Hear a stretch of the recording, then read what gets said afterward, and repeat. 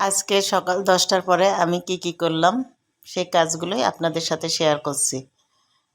সকালে নাস্তা শেষ করে আমি রেডি হয়ে ছেলের রিপোর্টগুলো নিয়ে ডাক্তারের কাছে গিয়েছিলাম। দুর্ভাগ্যবশত ডাক্তার পেলাম না। ওখানে চা কফি খেয়ে পরে আমি বাসায় চলে আসি। বাসায় এসে তারপরে ছাদে যাই। ছাদে গিয়ে ছাদের দৃশ্যটা নিই। পাখিগুলো এলোমেলোভাবে ঘোরাঘুরি করছিল, খুব ভালো লাগছিল, তাই একটু সিনাপ নিলাম। আপনাদের কাছেও নিশ্চয়ই ভালো লাগবে। আসসালামু আলাইকুম, সবাই কেমন আছেন? বাসায় এসে কি রান্না করব বিকেলের জন্য সেটা ফ্রিজ খুলে দেখছিলাম। ফ্রিজে বরফ জমে গেছে একদম। পরে পছন্দ হলো আমার টাকি মাছ, যে আজকে টাকি মাছের পুরপুরা করব, আলু বেগুন পেঁয়াজ দিয়ে পুরপুরা করব। তারপরে কদবেল বের করলাম। বেশ কয়েকদিন যাবৎ খালি টক জাতীয় খাবার খেতে ইচ্ছা করছে, বাসায় কোনো আচার নেই, তাই কদবেল বের করলাম আচার করার জন্য। মাছগুলো পানি ছেড়ে দিয়েছি বেসিনে। এতই শক্ত হয়েছে যে ছোটে না কোনো মতে।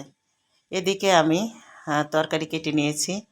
পেঁয়াজের কলি, বেগুন, আলু, বেশি করে পেঁয়াজ মশলাগুলো দিয়েছি। খুব সুন্দর করে হাতে মাখিয়ে পুরপুরা করব। পুরপুরা আমাদের এলাকায় খুবই পছন্দের একটা তরকারি, বেশ ভালো লাগে। আমার কাছে খুব পছন্দ, কার কাছে কি পছন্দ আমি জানি না। পুরপুরা হলে আমার আর অন্য তরকারি লাগে না। সমস্ত মশলার তেল দিয়ে হাতে মেখে পানি দিয়ে এটা আমি রান্না বসিয়ে দেব।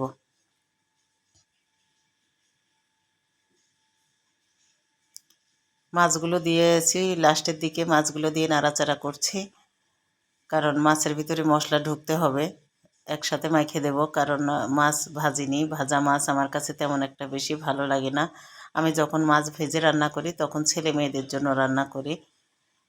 আমাদের এলাকায় বেশিরভাগ মাছ হাতে মেখে রান্না করে, অথবা বড় মাছ হলে পরে ভুনা করে রান্না করে। এই তো তরকারিটা মাখানোর পরে পানি দিয়ে দিয়েছি। এখন রান্না করার পালা। বলক চলে এসেছে, দেখুন কি সুন্দর একটা কালার হয়েছে।